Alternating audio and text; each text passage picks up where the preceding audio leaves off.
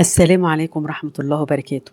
ازاي عن طريق تطبيق انستا باي قدروا يوصلوا لان الابن يقتل ابوه وهو يكون السبب؟ ازاي؟ وهي دي حكايتنا النهاردة.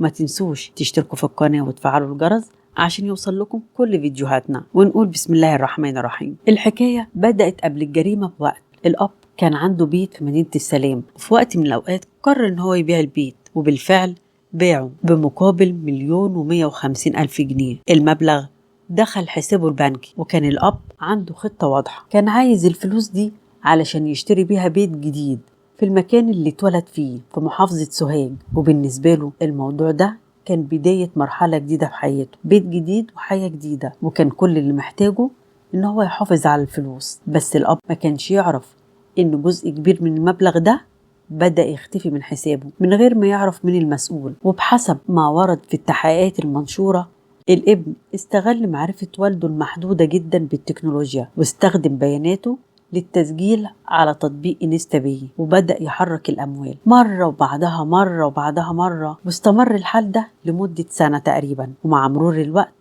وصل إجمالي المبلغ اللي تم الاستيلاء عليه من الابن حوالي 900,000 جنيه. 900,000 جنيه من أصل 1,150,000، يعني معظم تمن البيت تقريبا اختفى. والأب كان لسه فاكر إن فلوسه موجودة في البنك. وفي يوم من الأيام الأب قرر ينفذ خطته، راح للبنك علشان يسحب الفلوس ويبدأ في إجراءات شراء البيت الجديد في سوهاج. لكن المفاجأة كانت صدمة كبيرة. لما رجع حسابه اكتشف إن المبلغ اللي كان متوقع يلاقيه مش موجود، اختفى، وكل اللي اتبقى في حسابه حوالي 250,000 جنيه بس.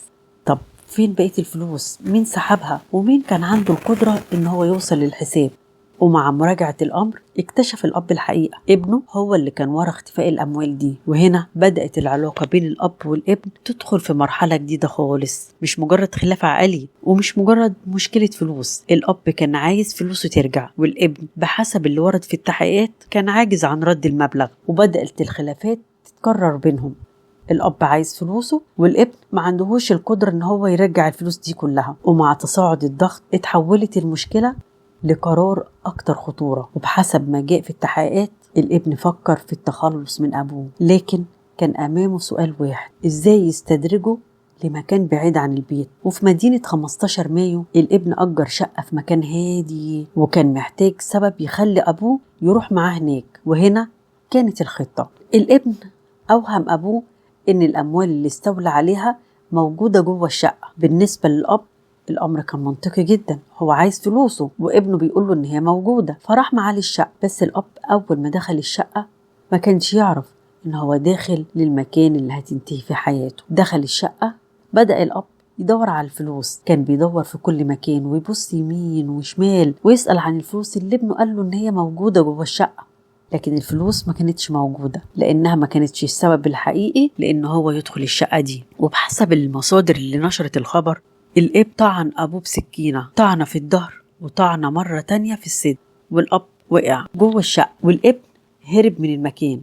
بس الجريمة ما انتهتش هنا. بعد يومين حصل حاجة غريبة جدا. الابن نفسه راح لمركز الشرطة وبلغ عن تغيب أبوه. طبعا في الظاهر ابن بيدور عن أبوه المختفي، بس الأجهزة الأمنية بدأت تشتغل على البلاغ. ومع إجراءات التحريات بدأت الصورة تتغير. مين آخر شخص كان مع الأب؟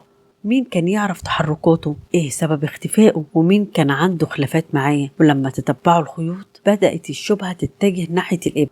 المفارقة هنا إن البلاغ اللي قدمه الابن بنفسه واللي كان ممكن يكون محاولة لإبعاد الشبهة عنه أصبح جزء من الطريق اللي كشف الحقيقة. تحريات توصلت إلى إن الأب هو ورا اختفاء أبوه، وبمواجهته أقر بارتكاب الجريمة وأرشد عن مكان الجثة. لكن لو رجعنا لأول الحكاية هنكتشف إن 900,000 جنيه ما كانوش مجرد مبلغ مالي، كانوا بداية سلسلة كاملة. أب باع بيته ب1,150,000 جنيه، وابنه استولى على حوالي 900,000 جنيه. الأب اكتشف اختفاء الأموال، بدأت المطالبات بردها، الخلافات بدأت تزيد، والابن فكر إن هو يقتل أبوه وارتكب فعلا الجريمة. وبعد كده راح يعمل بلاغ عن تغيب أبوه، ولولا يقظة رجال الشرطة هم اللي اكتشفوا الحقيقة. والسؤال الأصعب في حكاية النهاردة مش 900,000 جنيه راحوا فين، السؤال الأصعب إزاي الفلوس قدرت تغير علاقة المفروض إن هي أقوى علاقة في حياة الإنسان. الأب ما كانش بيتعامل مع شخص غريب، ده كان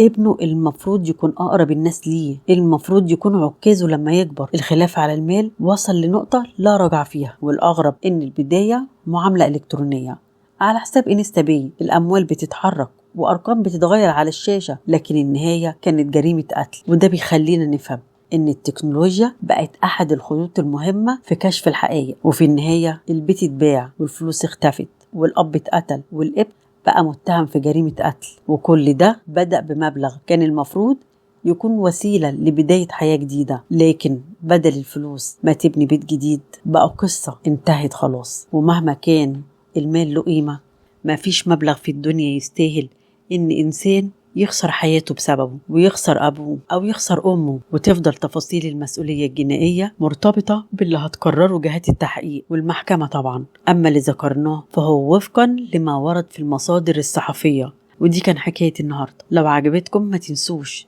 تشتركوا في القناة وتفعلوا الجرس عشان يوصل لكم كل فيديوهات. والسلام عليكم ورحمة الله وبركاته.